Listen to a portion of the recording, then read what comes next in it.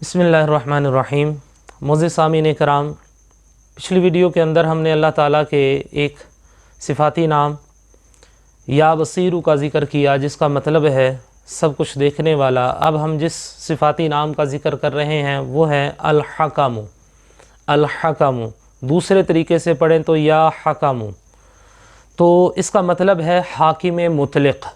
हाकिम मुतलक यानी कि हर चीज़ के ऊपर जो बादशाह है, हाकिम मुतलक।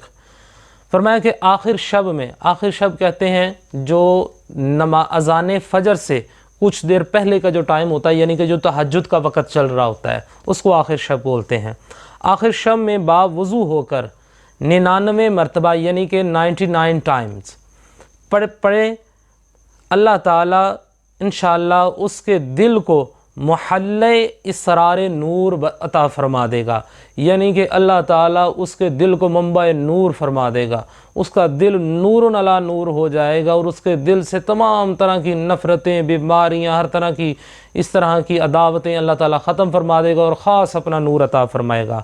और फरमाया कि जो शख्स जुमा की रात को, यानी कि अगला दिन आपने जुमा पढ़ना है और आज रात जो है वो जुमे रात दिन था, अब मगरिब के बाद जो है वो जुमा शुरू हो चुका है, ठीक है। अगले दिन आपने जुमा अदा करना है, वो जो जुमे की रात है। फरमाया जो शख्स जुमा की रात को ये इसम इस कदर पढ़े कि बेखुद हो जाए, इस कदर ज़्यादा पढ़े, या हकम या हकम या हकम या हकम, इस कदर ज़्यादा इसको पढ़े।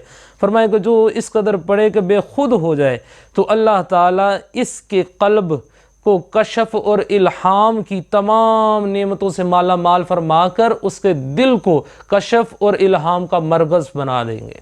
सुबहान अल्लाह। ये बड़ा ही खूबसूरत वजीफ़ा है, ये हर शख्स को ज़रूर इसके ऊपर अमल करना चाहिए। अल्लाह ताला की बारगाह में दुआ है कि अल्लाह ताला अमल की तौफ़ीक़ अता फ़रमाए। आमीन।